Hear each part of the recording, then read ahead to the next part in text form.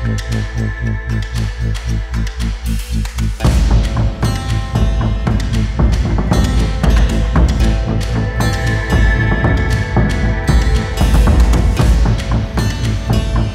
Welcome to Abhinav Bharat. Montha తుఫాన్ effect కేవలం ఆంధ్రప్రదేశే కాదు, తెలంగాణలో కూడా చాలా మట్టుకు దాని ప్రభావం చూపించింది. ముఖ్యంగా రైతులు మొత్తం పంట చేతికొచ్చే క్రమంలో చాలా అవస్థలు పడ్డారు. గందరగోళమైనటువంటి పరిస్థితి ఏర్పడ్డది. చాలా మట్టుకు ఈ వర్షం గాలుల వల్ల వరి కోత మొత్తం నేలక పడుకున్నటువంటి సిచ్యువేషన్, ముఖ్యంగా కోతల సమయం కావడంతో రైతులు మరింత ఆందోళన చెందినటువంటి సిచ్యువేషన్ ఉమ్మడి నిజామాబాద్ జిల్లాకు మొత్తం చూసుకోవచ్చు. ఈ పరిస్థితి చాలా దారుణంగా ఉన్నట్టు రైతులైతే పేర్కొంటున్నారు. ముఖ్యంగా తడిసిన ధాన్యాన్ని సైతం ఆరబెట్టుకునే క్రమంలో చాలా ఇబ్బందులు ఎదుర్కొంటున్నారు. ఒకవైపు కొనుగోలు కేంద్రాలు కూడా సరిగ్గా నడవక, అక్కడ లారీలు సైతం రైస్ మిల్లర్స్ ఏదైతే పంపించాల్సిన లారీలు సరిగ్గా ఉండకపోవడం, రైతులు ఆరబెట్టుకునే క్రమంలో చాలా తరుగు ఉంటుందని చెప్పి ఆవేదన వ్యక్తం చేస్తున్నటువంటి క్రమం ఉమ్మడి నిజామాబాద్ జిల్లా వ్యాప్తంగా చోటు చేసుకుంది.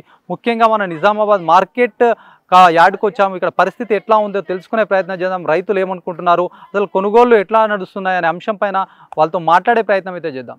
ప్రస్తుతం మనం మెప్మా కేంద్రాల వద్ద ఉన్నాము. నిజామాబాద్లోని గంజిలో మెప్మా కేంద్రం ఏర్పాటు చేశారు.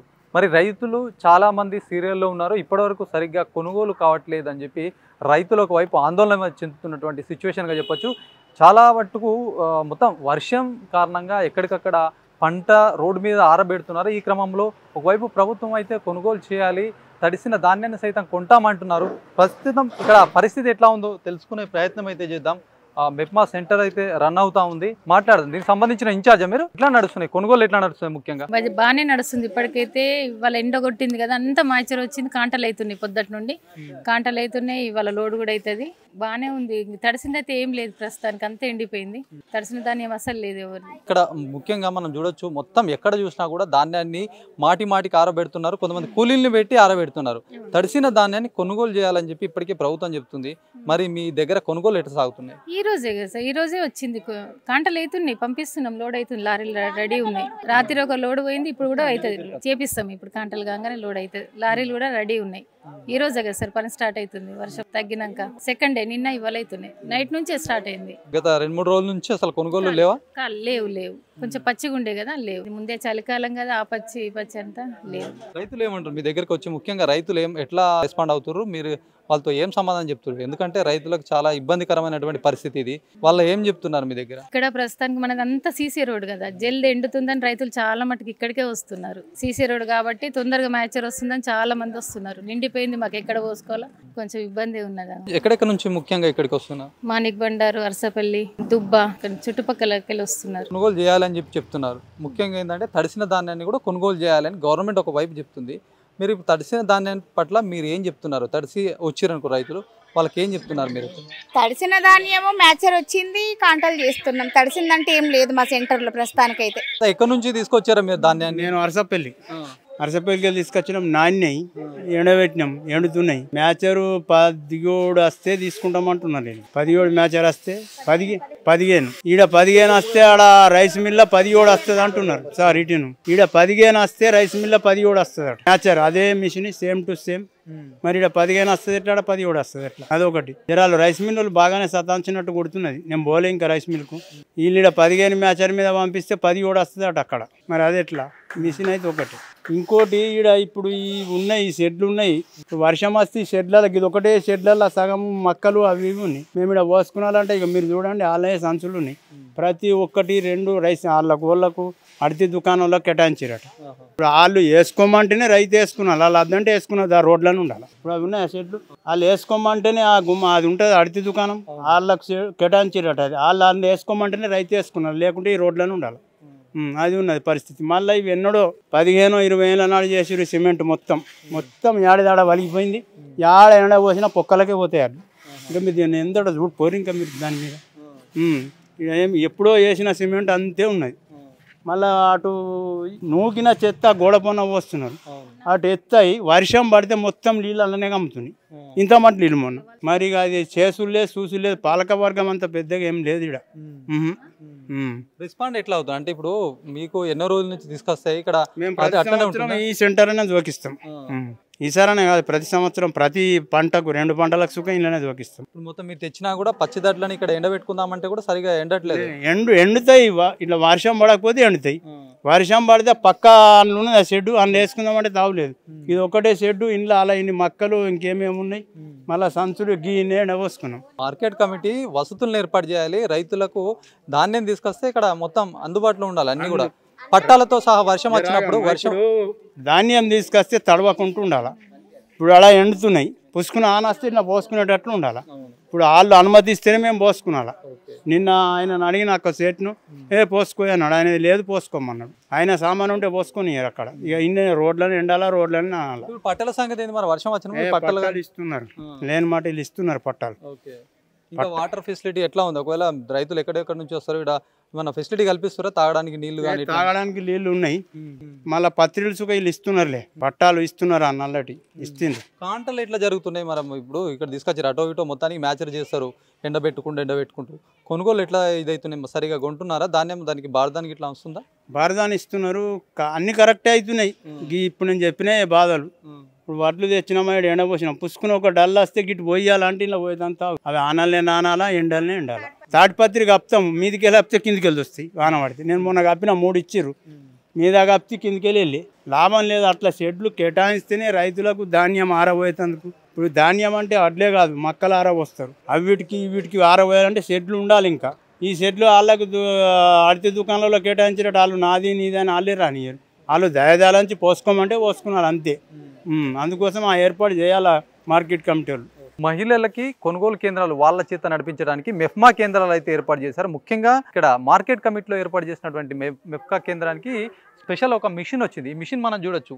ఇది రైతులు ఏదైతే తేమ ఉన్నటువంటి ధాన్యాన్ని ఆరబెట్టుకునే క్రమంగా ఈ మిషన్ని నూతనంగా ఇక్కడ నిజామాబాద్కి ఒక మిషన్ అయితే కేటాయించినటువంటి పరిస్థితి. ఈ మిషన్ చాలా ఖరీదుతో కూడుకున్నది. నార్మల్గా వ్యవసాయదారులు ఆరబెట్టుకోవడానికి కళ్ళాలు కావచ్చు, రోడ్డు పైన ఇట్లాంటి క్రమంలో ఆరబెట్టుకుంటారు. మరి ఇట్లాంటి మిషన్ని ఆశ్రయించాలంటే దాదాపు ఖర్చుతో కూడుకున్నటువంటి అంశం. దాదాపు ఇది కొన్ని గంటలు తీసుకొని దీంట్లో ధాన్యం వేసినప్పుడు కొన్ని గంటలు లోపల ఆ మిషన్లో మొత్తం తేమనంతా గుంజేసిన తర్వాత అప్పుడు కొనుగోలుకి ఏర్పడే విధంగా ఇది చేస్తుంది. ముఖ్యంగా ఈ మిషన్ గురించి ఒక్కసారి మనం చూసుకోవచ్చు. మిషన్ ఎక్కడికంటే అక్కడికి కన్వీనియంట్గా తీసుకెళ్ళడానికి ఒక ట్రాలీకి ఏ విధంగా ఏర్పాటు చేస్తారో, ట్రాక్టర్ ట్రాలీ లాగా ఆ ట్రాలీ విధంగా ఉంది. మరి దీని గురించి తెలుసుకునే ప్రయత్నం అయితే చేద్దాం. ఏంది అసలు ఈ మిషన్ సంబంధించి ఎట్లా అంటే రైతులకు ఏ విధంగా ఉపయోగపడుతుంది, ముఖ్యంగా రైతులు ఎంత ఖర్చు పెట్టాల్సి వస్తుంది దీనిపైన? మొన్ననే మేడం వాళ్ళు, సెక్రటరీ మేడం వాళ్ళు ఓపెనింగ్ చేసిండ్రు. మన ముప్ప గంగాధర్ చైర్మన్ సార్ వాళ్ళు ఓపెనింగ్ చేసిండ్రు. ఇది ఒక 2 hours ధాన్యాన్ని 2 ట్రాక్టర్లు తీసుకుంది. లోపలికి తీసుకున్న తర్వాత 2 hours దాంట్లో ఉంచుకుని అప్పుడు డ్రై అయిన తర్వాత బయటకు వస్తే మ్యాచర్ కరెక్ట్ వచ్చింది. డైరెక్ట్ కాంటాకు పంపించచ్చు. అవి 17 వచ్చింది. కాకపోతే డీజిల్ 30 లీటర్ల దానిక పోస్తే, ఒక ఎకరానికి 30 లీటర్ డీజిల్ పోస్తే పని చేస్తున్నది ఇది 2 గంటలు. ఇప్పుడు ఆ 2 గంటలు ఏదైతే ఉందో ఆ 30 లీటర్లు రైతే పెట్టుకోవాలా ఖర్చు? అది రైతే పెట్టుకోవాలి. ఇక మిషన్ ఏమన్నా 3 నుంచి 5 వేల దానిక ఖర్చు వస్తుంది ఒక ఎకరంకి. ఇక కాస్ట్ బాగుందని అంటున్నారు రైతులు. ఇది ఎక్కడికంటే అక్కడ డైరెక్ట్ తీసుకోవచ్చు. పొలాల దగ్గర కూడా ట్రాక్టర్తోనే యాడ్ చేసేసి తీసుకోవచ్చు. దాన్ని ఎక్కడికన్నా తీసుకోవచ్చట. ఇంతవరకైతే చేసి ట్రయల్ చేసిండ్రు అంతే. సార్ వాళ్ళు ట్రయల్ చేసిండ్రు. ఇప్పుడు ఒక ఎకరంకి పండిన ఏదైతే 30 బస్సులు, 20 బస్సులు, 50 బస్సులు ఇట్లా పండుతుంది. రైతులు పండించిన ధాన్యం దీంట్లో ఒక 2 గంటలు వేస్తే మొత్తం డ్రై అయిపోతుంది. డ్రై అయిపోయింది. పచ్చిది 27 మైచర్ ఉన్నప్పుడు మనం 2 hours డ్రై అయిన తర్వాత తీస్తే 14 అట్లా వచ్చింది.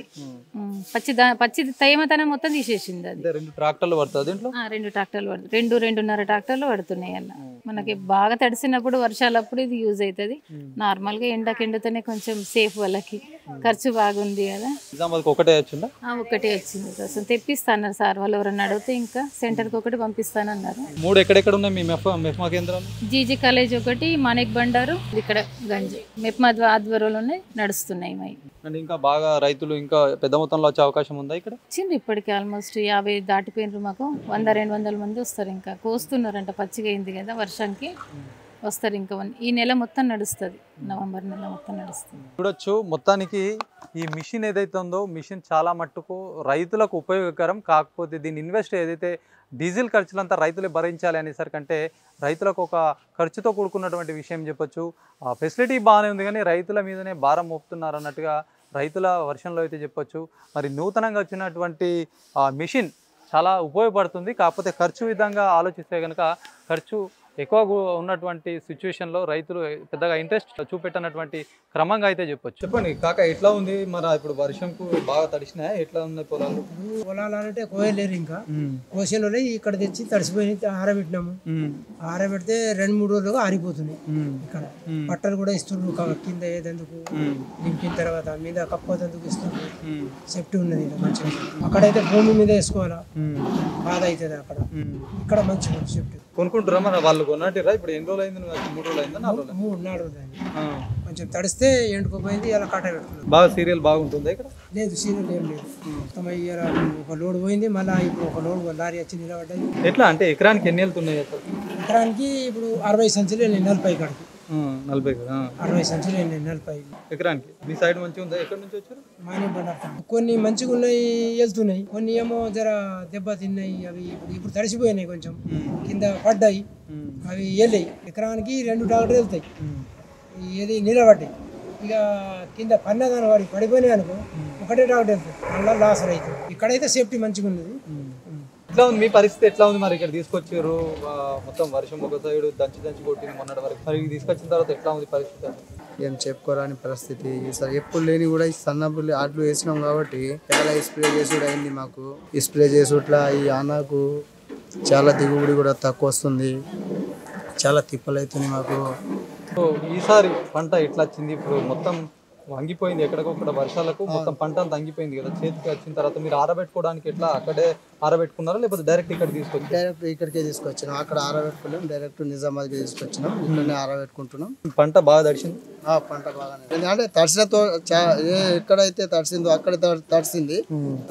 ఎక్కడైతే తడవని చోట ఉందో అక్కడ తడవలేదు. ఎక్కడైతే ఊర్పులు మెరుపులు ఎక్కువైనాయో అక్కడ మంచిగానే తడిసిపోయినాయి, మొత్తం కింద పడ్డాయి.